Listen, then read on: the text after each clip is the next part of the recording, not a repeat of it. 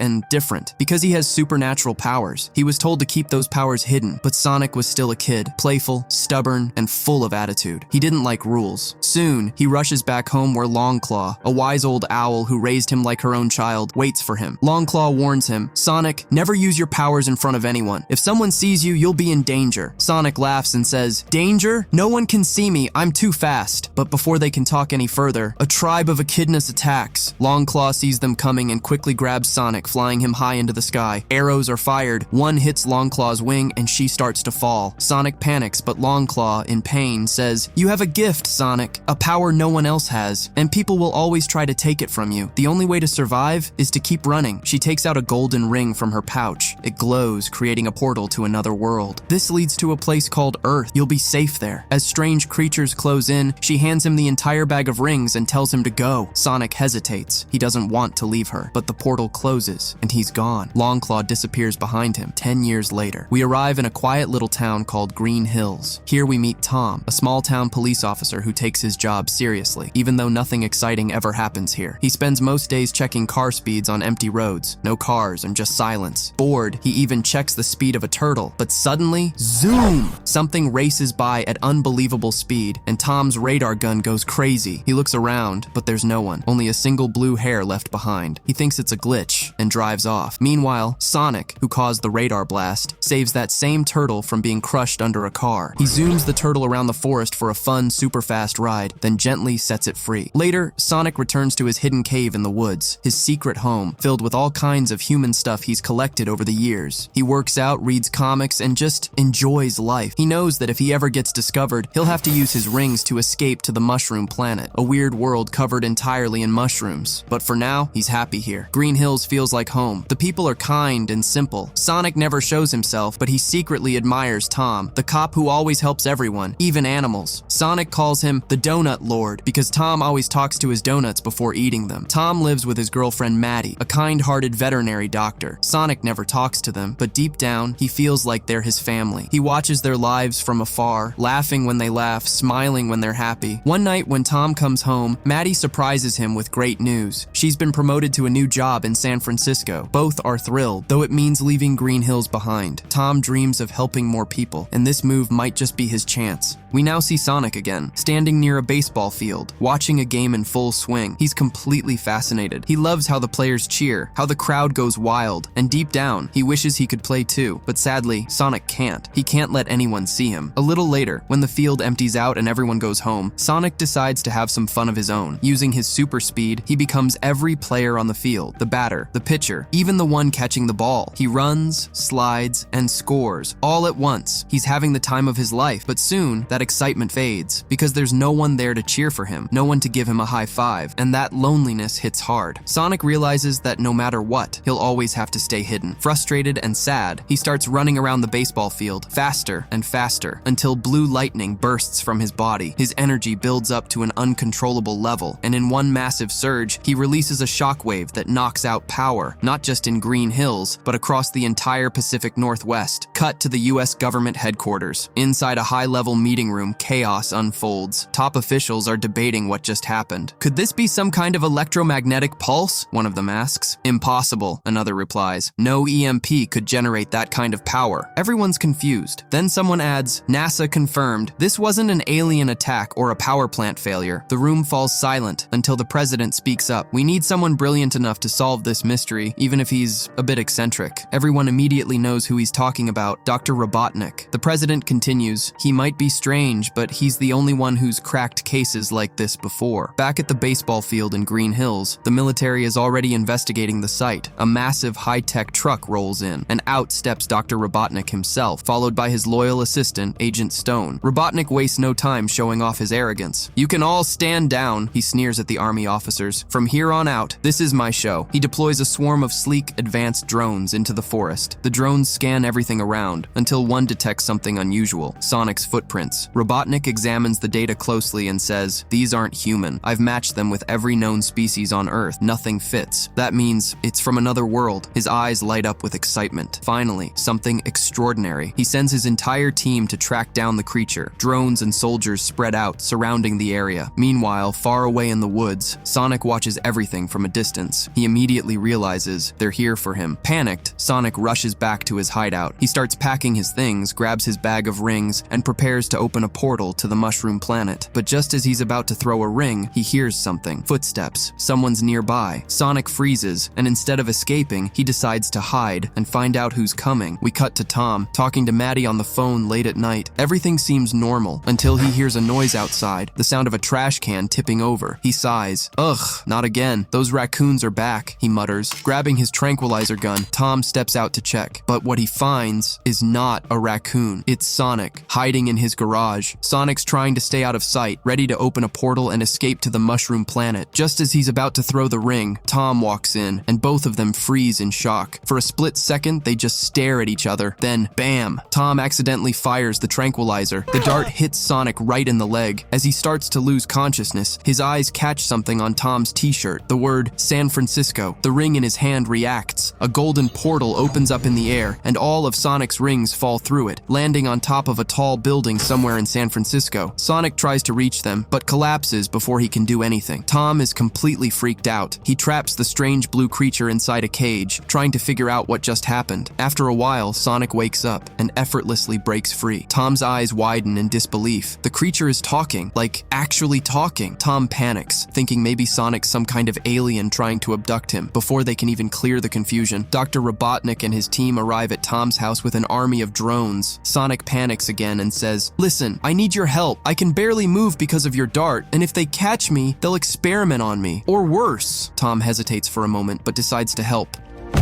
He hides Sonic up in the attic just before Robotnik knocks on the door. Robotnik smirks and says, "I'm here investigating a massive power outage. Mind if I come in?" Tom blocks the door. "Sorry, this is private property." Robotnik smiles wider and sends his mini drones flying inside the house. They start scanning every corner. Sonic, terrified, tries to stay quiet, but accidentally bumps into a table. Crash. Hearing the noise, Robotnik shoves Tom aside and storms in, only to find a raccoon eating cake. Embarrassed, he turns to leave, but then notices something shiny on the floor, a blue hair. His expression changes instantly. He raises his drone weapon and yells, "Tell me where the creature is!" Before Tom can react, Sonic jumps out to protect him. Robotnik gasps, "So it's you, the source of that blue energy!" In that moment, Tom seizes the chance and punches Robotnik right in the face. The evil genius crashes to the ground, knocked out cold, but his drones immediately activate and start firing lasers. Tom and Sonic dive behind the table for cover. Sonic jumps onto one of the drones, spinning like lightning, while Tom grabs a vase and smashes another one down. The drone explodes, and together, they sprint to Tom's truck and speed off into the night. A few moments later, Agent Stone arrives and revives Robotnik. The doctor, furious, screams, "You fool! Why didn't you stop them?" Now, on the open road, Sonic and Tom catch their breath. Sonic says, "Okay, I'm a hedgehog, but I'm kind of in big trouble. My rings fell through a portal onto a tower in San Francisco, and without them, I can't escape to the Mushroom Planet. So, you're gonna take me there." Tom snaps back, "Because of you, I punched a government agent. I'm already in enough trouble." He slams the brakes and yells, "Get out! You can run to San Francisco yourself." Sonic tries, and in a blur, disappears into the distance. But within seconds, he's back. "I don't know the way," Sonic admits sheepishly. "And besides, this is your fault. You tranquilized me." Tom sighs, realizing he's right. "Fine, I'll take you to San Francisco."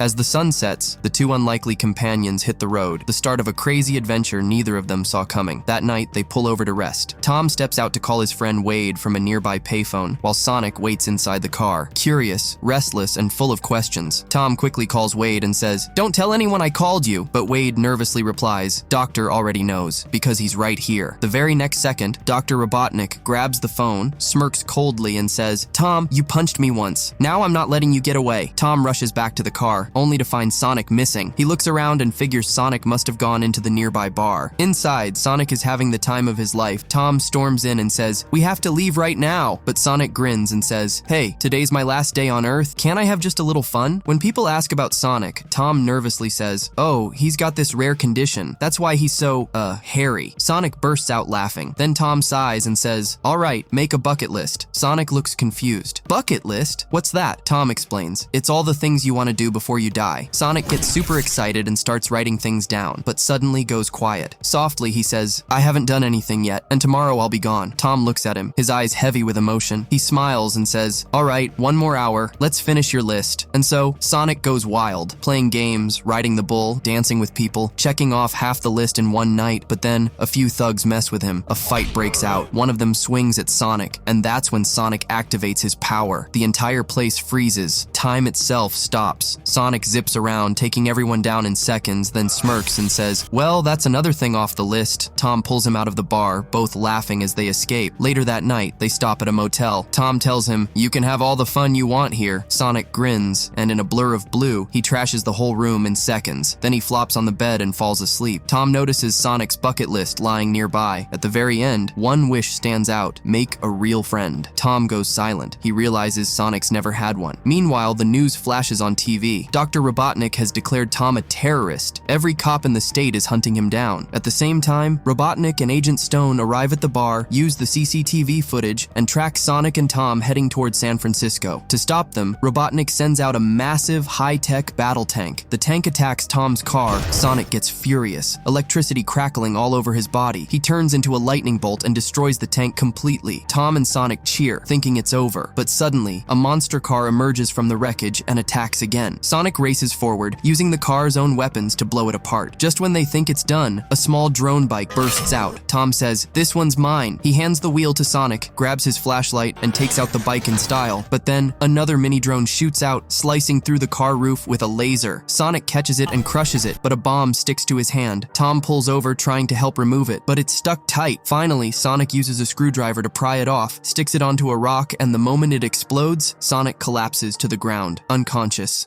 Robotnik loses his mind when he realizes Sonic is still alive, but then he finds something. One single blue hair, the same one he took from Tom's house. Meanwhile, Tom takes Sonic to his girlfriend Maddie's place, where she lives with her sister Rachel. The moment Tom walks in, Rachel blocks the door. She yells, "You're not coming in, you're a wanted criminal," but Tom pushes his way inside anyway. Just then, Tom's dog pulls the blanket off the couch, revealing Sonic lying right there. The sight makes Rachel faint instantly. At the same time, Robotnik starts experimenting on Sonic's blue hair. He discovers it contains insane amounts of high voltage energy, enough to power anything and make it super fast. He connects it to his machines, and suddenly, all his systems start running at lightning speed. Back at Maddie's house, Tom says, "You have to wake him up somehow." Maddie replies, "Tom, I'm a vet. I treat animals. I've never seen anything like this before." But then she uses a human-smelling capsule to revive him, and as soon as Sonic wakes up, he zips around the room at full speed. Maddie freaks out and pulls Tom aside. "What is going on? Who is that thing?" she asks. Tom sighs and says, "I accidentally shot him with a tranquilizer dart. Now I'm just trying to help him. I have to get him to the Transamerica building." Realizing Sonic's life is in danger, Maddie agrees to help because she knows Tom's only doing this to save him. Rachel's daughter, Jojo, sees Sonic's torn shoes and sweetly brings him a new pair. Sonic smiles big, his first real gift from a friend. The three of them hit the road toward the Transamerica building. Once they reach the tower, Tom hides Sonic inside a bag to keep him out of sight. They make it all the way up to the rooftop, where Sonic finally finds his ring pouch. It's time for him to go. Tom and Sonic both get emotional. Sonic doesn't want to leave, but he knows if he stays, Tom and Maddie will be in danger. He opens a ring to the mushroom planet and gets ready to jump. But just then, one ring hits a drone and bounces away. Robotnik arrives, surrounded by his flying machines. He laughs and says, "You're not escaping this time." Sonic quickly thinks of a plan. He pushes Tom and Maddie off the rooftop. Robotnik is shocked, completely frozen for a second. Then he charges at Sonic, activating the same ultra energy powered by Sonic's hair. Robotnik fires energy blasts as Sonic slows down time itself, zipping through the air, dodging bullets, and destroying every single drone in slow motion. But Robotnik's ship is now supercharged too. It's moving as fast as Sonic. He attacks again, and Sonic gets thrown from the building, crashing hard into a tree. Barely conscious, Sonic grabs one last ring and sends Tom and Maddie safely back to Green Hills. Then he hits the ground, motionless. Robotnik smirks, thinking it's over, but Sonic's not done yet. He gathers all his remaining strength, and every single ring around him begins to glow. A fierce chase begins. Sonic versus Robotnik, both moving at blinding speed, both powered by the same electric energy, one fighting to protect his world, the other trying to control it. Sonic couldn't believe what was happening. No one, not a single being, had ever matched his speed before. So how was Robotnik keeping up with him? He quickly pulls out his rings and begins jumping across portals. First racing across the Great Wall of China, then zipping past the pyramids in Egypt. But no matter where he goes, Robotnik stays right behind him. Desperate to slow him down, Sonic whirls up a massive sandstorm, trapping Robotnik for a moment, then throws a ring straight toward Green Hills. He leaps through it, but Robotnik sees him and fires. Following right behind, Sonic crashes hard onto the streets of Green Hills, bruised and exhausted, and Robotnik lands right after him. Hearing the chaos, Tom, Maddie, and the townspeople rush over. Tom shouts, "This is all because of you! Look what you did to him!" Robotnik laughs. "He's just an alien. Why do you even care?" Tom looks him dead in the eyes and says, "He's so much more than that. He's got more humanity than you ever will, and most importantly, he's my best friend." Those words reach Sonic. His eyes open, glowing bright blue. Electricity bursts out of him. He's stronger than ever before. Now he understands. Robotnik's ship was running on his power from that single hair. So Sonic charges up and draws the energy right back out of it. Robotnik panics and fires every missile he has, but Sonic goes into double super speed, dodging every blast and hitting back, smashing through Robotnik's ship again and again. The sky lights up with blue streaks and explosions. Finally, the ship starts to fall apart. Tom grabs one of Sonic's rings, throws it in the air, and opens a portal to the mushroom planet. Sonic smiles, then says, "Time to take a little trip, Doc." He charges up one final time, blasts Robotnik and his ship straight through the portal, and the villain disappears into the world of mushrooms. Sonic laughs. "We did it." Tom and Maddie cheer. Green Hills is safe again. Life slowly returns to normal. Tom decides not to move to San Francisco after all. He stays in Green Hills with Maddie. Together, they start fixing up their home, when suddenly, a limo pulls up. The president himself steps out, thanking Tom for keeping the alien secret. He even hands him a reward and says, "So, can I meet that alien of yours? I won't tell anyone, I promise." Tom smiles and says, "Sorry, he's gone now." He closes the door quietly. But the truth? Sonic never left. He's right there, living with them. Tom builds him a cozy little space in the attic, filled with Sonic's favorite things. Sonic looks around, eyes full of tears. For the first time in his life, he finally has a family. Meanwhile, on the mushroom planet, Robotnik is losing his mind. Surrounded by endless mushrooms, he screams in frustration, but then smirks as he holds up one last blue hair. And just before the credits roll, a portal opens in Green Hills. Out steps a little two-tailed fox, tails him saying, "I've finally found him." And that's where the movie ends. If you enjoyed this story, make sure to hit that like button, share it with your friends, and drop a comment if you're ready for the next part, Sonic the Hedgehog 2.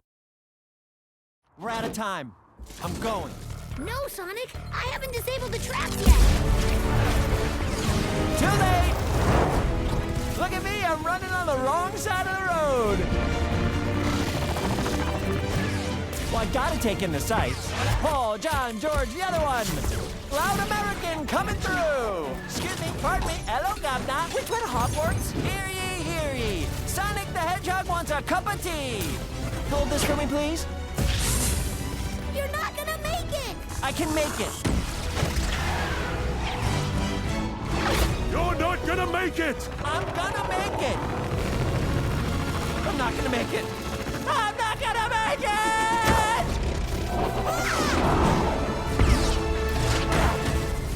Made it! Woo! Excuse me, coming through. No time for autographs. Gotta go. Bye!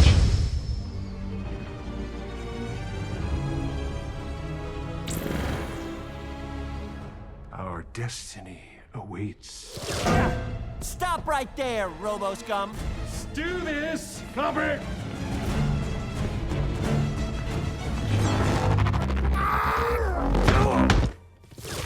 Too slow, Eggman. Hey, big guy. I think it's time to... Break glass in case of emergency!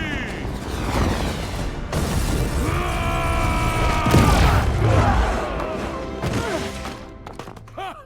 Nothing can stop Team Knuckles! Open fire! God, Knuckles, turn this stuff off. Hurry! On it! Uh-oh.